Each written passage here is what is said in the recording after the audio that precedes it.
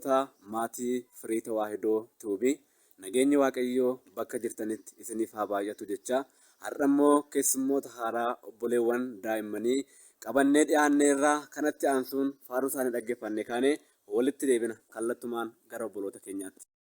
Faaruu isaanii faarfachuudhaaf maqaa Abbaa, kan Ilmaa, kan Hafuura Qulqulluu sadan Waaqa tokkootiin kadhannaa gargaarsaa keenya biroo Maariyaamiitiin ni fayyinee tokkummaadhaan faarfannu. Ijoollonni haadhuufan gaara koo jettee dubbatteetta jaalala kee gooftaa waadaa nuuf galteetta. Nutis kanaaf dhaabbannee fuula kee gooftaa nu badhaasi surraa fayyaana kee. Ijoollonni haadhuufan gaara koo jettee dubbatteetta jaalala kee gooftaa waadaa nuuf galteetta. Nutis kanaaf dhaabbannee fuula kee gooftaa nu badhaasi surraa fayyaana kee. Qulqulluu sadan Waaqa tokkoo ameen. Nageenya Waaqayyoo isiniif haa baay'atu. Hordoftoonni Firii Tawaahidoo Tuubii jecha har'a keessummaa kana qabannee dhiyaannee jirra. Kallattumaan gara keessummaa keenyaatti dabarraa. Duraan dursa maqaa kee hordoftoota Firii Tawaahidootti ibsitaa jechuudha. Maqaan keenyu maqaan kun faarfattuu Meetii Gaarummaa jedhama. Kanan dhufe immoo aannan Nuqumbaa Guruu Ganda Waamaa Dareedha. Tole obboleetti keenya eebbifamii Waaqayyoo si haa eebbisu jecha oduu haaraa wayii dhaga'een jira. Faaruu haaraa wayii hojjettee kan dhufaa jirtudha jechuudha. Faaruu keessan irratti maaltu dhaga'ama yookaan maaltu gammachiisa? Faaruu keessan irratti baay'een gammadee sanaan achi immoo obboleessa koo Waaqayyoo eebbisu jechaa kan muka kaasee achi nu deemsisee faarfannaa nu baasee isaa eebbisu jechaa faarfannaa baafachuu kootti baay'een gammadaa. Namillee nu ilaalee akka hin jajjabaatu hin taasisnaa.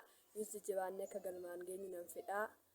Kanaafiyyuu warri dudduuba jiranis akka isaan jajjabaatanii akkuma unii fakkaatan fakkaachuu qabuun jedhaa. Karaa sirriirra deemnee waan gaarii hojjennee waan gaarii dubbannee akka amantaa Ortodoksii Tawaahidoo babal'isnu hin jedhaa. Kanaafiyyuu kana hojjennee akka galmaan geenyu hin jedhaa. Waaqayyo isaan eebbisuu warra achi nu geesses hunduma isaanii nuuf eebbisu. Ammayyuu umurii nu dheeressee akka nuyi hojii keenya sirriitti hojjetannee faarfannaa kana faarfannee akka nuyi beekamnu Waaqayyo nu haa taasisu. Tole obboleetti keenya eebbifamee Waaqayyo si haa eebbisu jecha obboleettiin keenya kuni faarfattuu Meetii Gaarummaa jedhamti. Godina Wallagga Bahaa aanaa Nuqumbatti tajaajiltuu mana amantaa keenya Ortodoksii Tawaahidoo kan taatedha jechuudha. Baay'ee faaruu ajaa'ibaa wayii hojjettee dhufte. Faarucha keessaa mata duree qofa faarfannaa tokko bicha dhaggeeffattoota keenyaaf ibsitee kaateeti gara keessummaa kan biraatti dabarra jechuudha.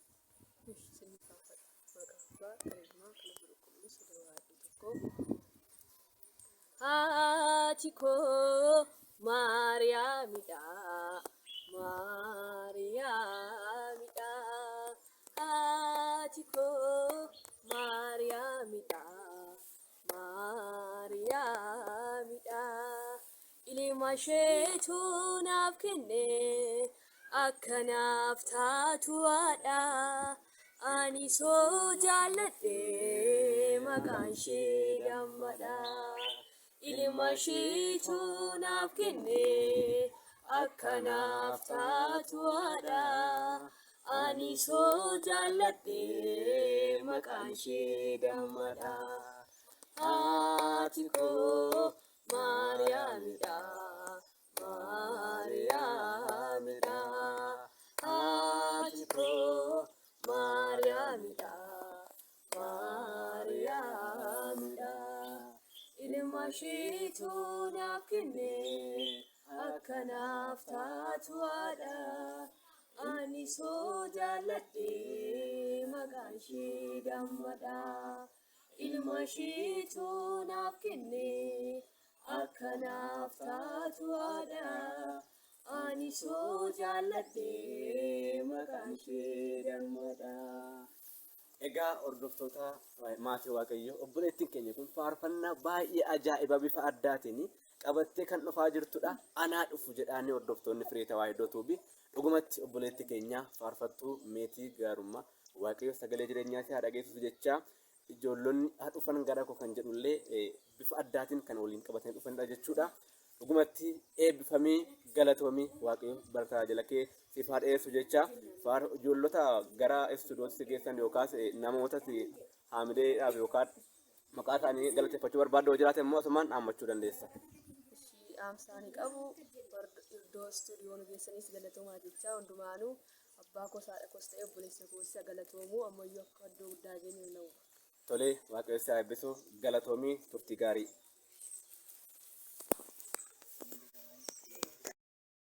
Firii Tawaahidootuu fi ammas keessummaa addaa daa'ima xiqqoo sammuun guddaa kan taate keessummaa addaa qabanne dhiyaannee jirra. Duraan dursa maqaa kee eenyu jedhamta? Maqaan koo Faarfattuu Siifan Biraanuu jedhama. Maqaan obboleettii keenyaa Faarfattuu Siifan Biraanuu jedhamti. Kan godina eessaa fi naannoo kamirraa kan dhufte akkasuma umurii kee hin dubbatta jechuudha. Hordoftoonni Firii Tawaahidoo haa dhagahanii. Ana kanan irraa dhufee aanaa nunni qumbaa jedhama. Umuriin kee meeqa eegguu ilaallu daa'ima xiqqoodha baay'ee jechuudha. Ajaa'ibsifatamaa jirta. Umuriin kee meeqa memmee dhaggeeffattoonni haa hubatanii irraa baratanii. Umuriin koo waggaa 10dha. Daa'ima waggaa 10 kunoo daa'ima xiqqoo baay'ee ajaa'ibaa qabannee dhiyaannee jirra. Faaruu hojjettee galaa jirta miti? Faaruu kee keessaa tokko nuuf faarfatta. Dursa faaruu kana hojjechuuf gammachuu akkamitti dhaga'ame? Ani faaruu kana hojjechuudhaaf baay'een gammadee ture. Ijoolleen akka keenyaas akka faaruu kana hojjetanii akka isaan baay'ee gammadanii bultoo waaqayyoo ta'an nan barbaada. Akkuma koo jajjabaatanii waaqayyoo wajjin karaa sirriirra deemuu nan barbaada. Tole egaa maatii waaqayyoo obboleettiin keenya kun baay'ee kan nama ajaa'ibsiisu daa'ima waggaa 10 taatee sagalee waaqayyoo bifa addaaf ajaa'ibaatiin kan faarfattedha jechuudha. Dhugumatti fakkeenya taati obboleettiin keenya kun yegguu ilaaltan daa'ima xiqqoodha. Garuu kennaan isheef kenname kennaa guddaadha. Dhugumatti waaqa sagalee jireenyaa fi haadha geessu jecha faarfannaa kee tokko dhaggeeffattoota biraan geenya jechuudha. Amma kallattumaan faaruu kee keessaa tokko nuuf faarfatta. Mikaa'elii naaf birmatee, Mikaa'elii naaf birmatee, yeroo rakkinaatti cina koo dhaabbatee. Mikaa'elii naaf birmatee, Mikaa'elii naaf birmatee, yeroo rakkinaatti cina koo dhaabbatee.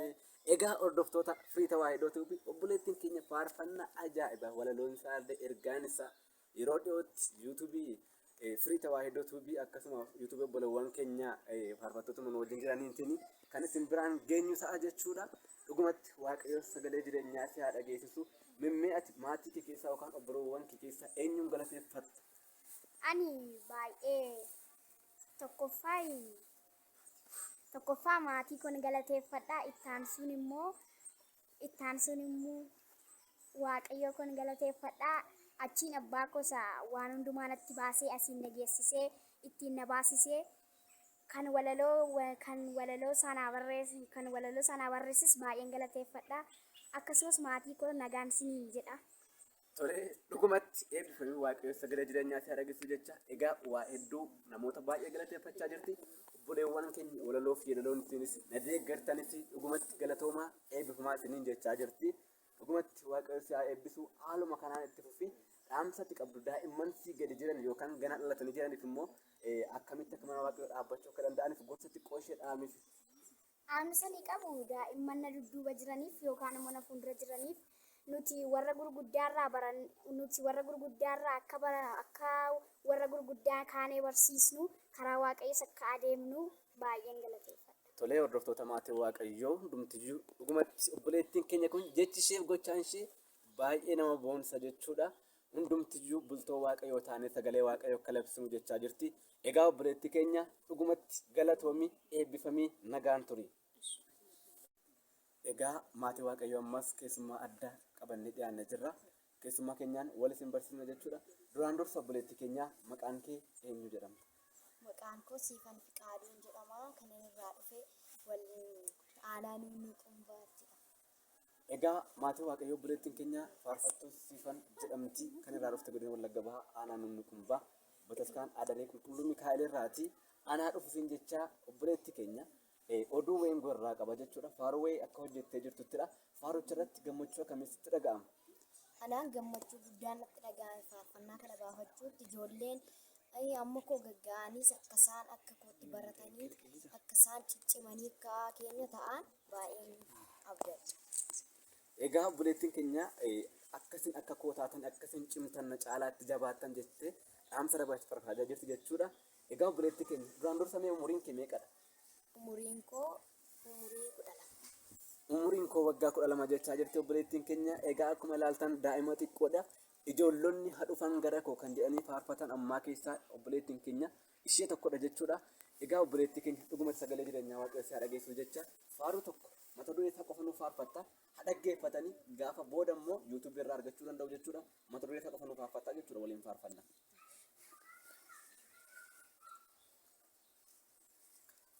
Gargaarsi kee guddaa diinni kan sodaatu naangoon siif kenname hundaa kan hoogganatu hidhaannoof maqaan kee maqaa waaqaa qaba Mikaa'el qochoon kee albeen keellee jabaa.